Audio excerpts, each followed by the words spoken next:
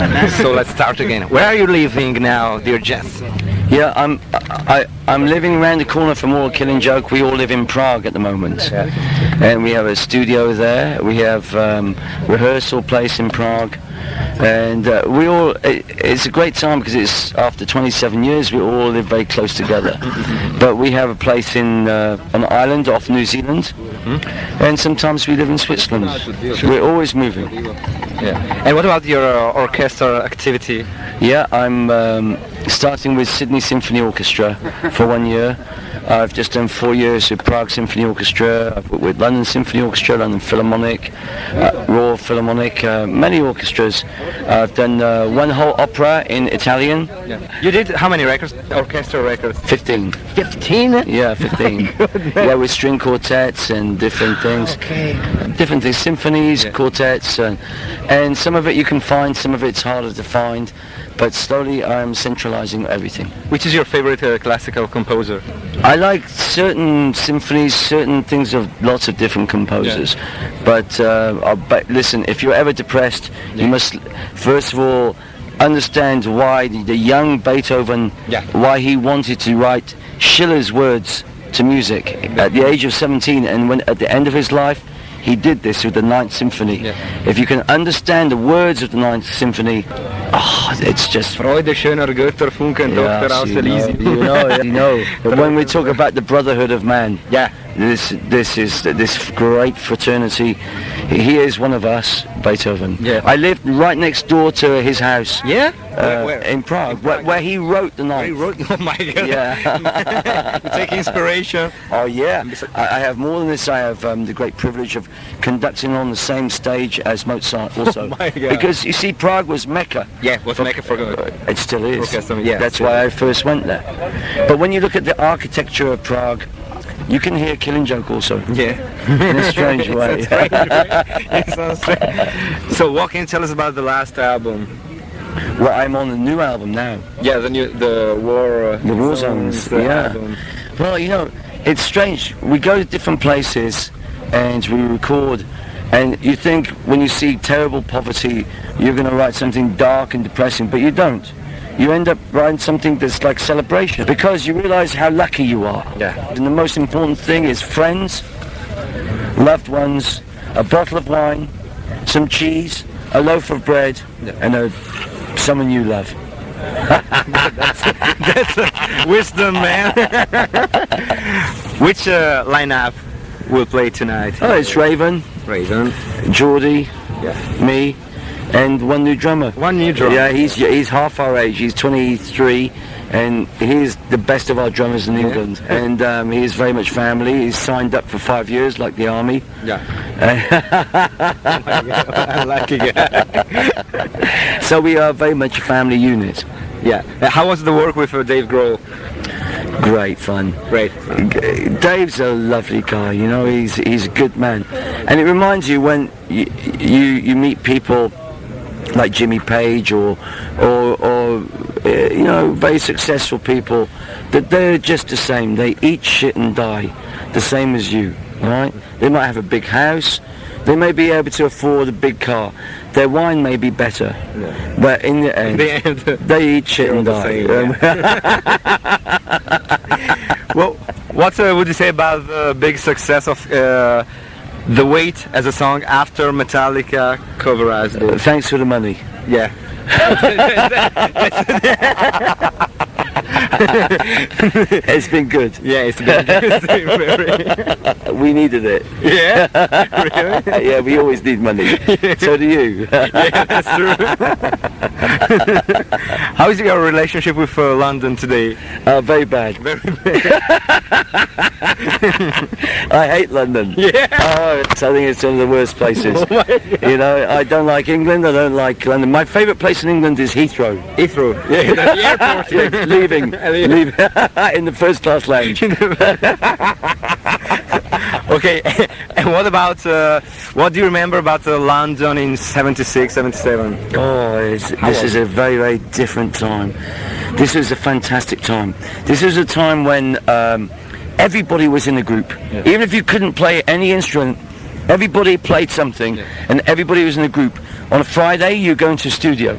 On Monday, it was in the record stores. It took 3 days to go from the studio into the record stores, and there were thousands of record labels, and it was like a renaissance. And the wonderful thing about it is that at this time there was no rock stars really. No. And now there's more rock stars. People who, how many groups where actually walk in front of the stage before a concert and talk? There's not many, because you know, meet the people and whose lives are your music and whatever. I'm very sad that everybody wants to be a rock star, and the worst thing is for me is that music really, you know, and singing is for everybody. You know, like after you have a good meal in Italy, someone gets up and they sing a song and everyone feels sad and they sing it. We're losing this. Yeah.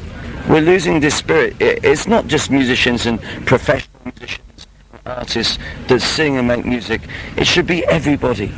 Yeah. And I really believe in this. You know, like singing to be happy. How many people sing to be happy anymore? Nobody. We just listen to the radio, we watch the television, we watch DVDs, and this tradition's been lost. And in a small way, with Killing Joke, we are like a folk music. Yeah. We didn't have folk music in England of songs of our fathers. Yeah. We didn't have this, so we make our own. Yeah. And now we're fathers. Yeah. And besides, folks means people. I mean, folk means it just means the music for ordinary music of the people. But you think, when you think about punk, you think about punk as a, you know, social reaction? No, I think about punk in a very individual way. Yeah. Punk for me is me conducting orchestras. Okay. Punk for me is me being paid by the Queen to work at the Royal Opera House, which I've done. Punk for me is changing the national anthem of New Zealand, or something else which I did. These things are all punk. Yeah. Right, punk is just finding your own way, your own individuality. It's not what you dress like. It's not. It's not even a sound. It's an attitude. Yeah. It's a lifestyle. It's believing in the Renaissance and believing in very much in yourself. Yeah, that's true. What is the funniest thing that happened throughout the Killing Joke's career? Oh, there's too many. We're so spoiled. There's so many fantastic things that happen. So many fantastic concerts, meeting so many incredible people. I think the people that you meet along the way, this is the best thing. Yeah. You know, and the experiences you have. I have too many. I cannot explain this. You know. With Killing Joke or with just music, or the total experience of what Killing Joke has brought me is just fantastic. I mean, here is our little group, we're playing here tonight, but we've influenced hundreds of bands now, you know, and what I love about it most of all is I've kept my family together. Yeah, some of you must remember, if you love your people, you have to keep your family together. If someone's unhappy, you have to make sure they're happy. You have to make sure everyone has enough money, they have enough food, and they have a good place to stay. This makes you a man. Yeah. not being on stage for groupies. No, I don't buy that at all. We're not a heavy metal band. No. Well, what's your favorite band at the moment, or one of your some favorite bands from the past and from the present? Oh, I have to talk about songs, not bands. Songs, okay. Right, because I don't love any one artist. Like I don't love all of Beethoven's work. Yeah. I don't love all Mozart's work. I like bits and pieces of many. And I can think of songs that have really affected Killing Joke. Of course, Sex Pistols, we have to say. Yeah, okay. We have to, but Public Image also. I think that this was a radical change. The first two Public Image albums, where reggae music and punk came together, and then this hybrid, the hybrid started, and then this started a whole new way of thinking about music and no categories. Yeah. See, when you try and sell something, they put you in a category. Yeah. You have to, I don't even like the word punk. Really. What do you mean by punk? What's the correct? Well, It's rubbish. What I think about, many people think about punk is fashion. Yeah. Okay. And this is nothing to do with No. spirit. Yeah. But in the dictionary, punk is it's like I haven't looked. It's interesting. Yeah. Well, of course, Maybe in the American dictionary, it means something different to English. Yeah, that's true. You know, And what do you think about the situation in the world nowadays? worse. Yeah. Of course, it's worse. But my attitude to it, I hope, is a little bit better than my past. Yeah. You know, of course, everything is fucked. Global warming's happening. It's getting hotter and hotter. There's not enough water in the world. Now we have an eco meltdown. Yeah. Eco meltdown. Yeah, it's like to feed the people in the world. No. It's going crazy, and we're burning too much fossil fuel. What do you think is going to happen? The Earth will look like Mars, the way we're going. Yeah.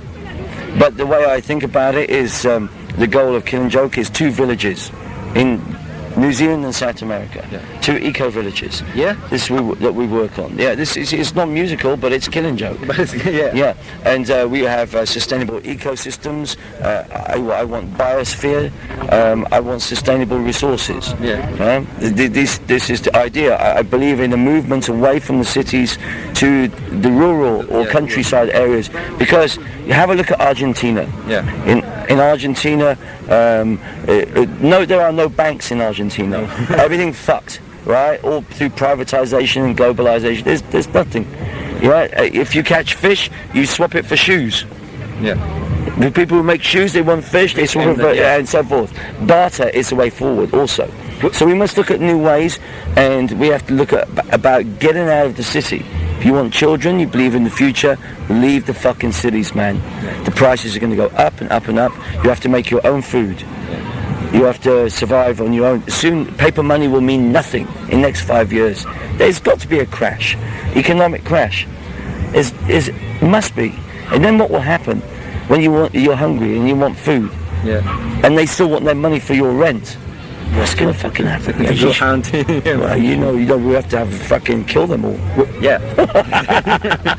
Will people move in these villages? It's the only way we're going to survive. Yeah. Of course, it's the only way we're going to survive. If we can have biospheres that can control the light, then because it's going to get very hot and very bright, and we must somehow sustain our food resources. Yeah. What was the inspiration behind the Love Like Blood video? The idea of Love Like Blood is when you make art, is to write with your blood. Yeah. To write everything with your blood. It is your soul. It is your meaning. It means what you are. But it's not a concept. Yeah. Okay. You know, it's like you cut your fucking blood. You cut your arm. You write with your blood. It's you. Yeah. And then to die for your art is very, very important also. Yeah. To live it. But the visual aspect of the video. Was that inspired by the Soviet Red Army? It was like the idea of dying for an idea. That's now. But you must, if you want to study it, really, the idea comes from Mishima, Yukio Mishima. Yeah. Of course, yeah. At the end of the day, we loved his work, and we loved how he lived his life also. Yeah. And his death too. And his death was quite perfect. Yeah. Yes. He was amazing. Amazing man. Seppuku. Brave man. Brave man. Yeah. So what about literature? Literature. Oh, where should we start? Where should we start? Well, if we look at England, I think our greatest poet. I love T.S. Eliot, but T.S. Eliot was American. Yeah. But he loved England more than he loved America. So you can be anything. You can be Italian, and you can love barley, and you can be Balinese if you love it enough. You know, we're free. Come on, we're free in this way. But in terms of literature and prose, there's so many books. I think essential reading would be The Magus by John Fowles. I would definitely think this is a novel. Is great. I would say the first book of Yukio Mishima's Sea of Fertility, which is called Spring Snow. This is the most romantic of novels. Yeah. It's better than Romeo and Juliet by Shakespeare. I would say I could just go on forever with books. Movies. Okay. Movies. I think Apocalypse Now is still just fantastic. I think The Last Wave. Have you seen it? Nope. Yeah, you must see. You must get a hold of a copy of The Last Wave. Last Wave. By Peter Weir. Okay. It's about Aborigine dreaming and tribal, but in the modern day. Yeah. If you see this movie at the right time, you cry. Great art and great poetry. If it's really great, it can make you cry. Yeah. And when you cannot speak, this is truly gifted work. Yeah, masterpiece.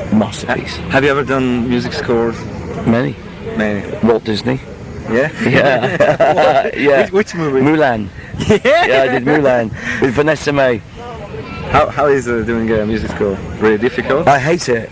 Yeah. I don't like working with these wankers. With the Yanks. Yeah, I've done a few. I've done a few movie scores, but I don't really like this. No. How is the technique? You have to synchronize it with the music? You have to change the music a lot because of people who want to change, and you have to be flexible. I'm not so flexible. No. You know, I would rather be the movie director as well as the writing music score. Next year, the movie of Killing Joke is going to reach the world. Yeah. Finished next year. And also, I did music and acted in The Year of the Devil, which is a Czech movie. But you can find all this on internet. Yeah, okay. And so what's the immediate plans for Killing Joke? Just finished the record, more war zones, and another tour this year. Yeah. And a final message to the guys, to the people, to the folks? Well, Killing Joke is a big family. And if you understand its lifestyle and the music, you know what? Come and join our family.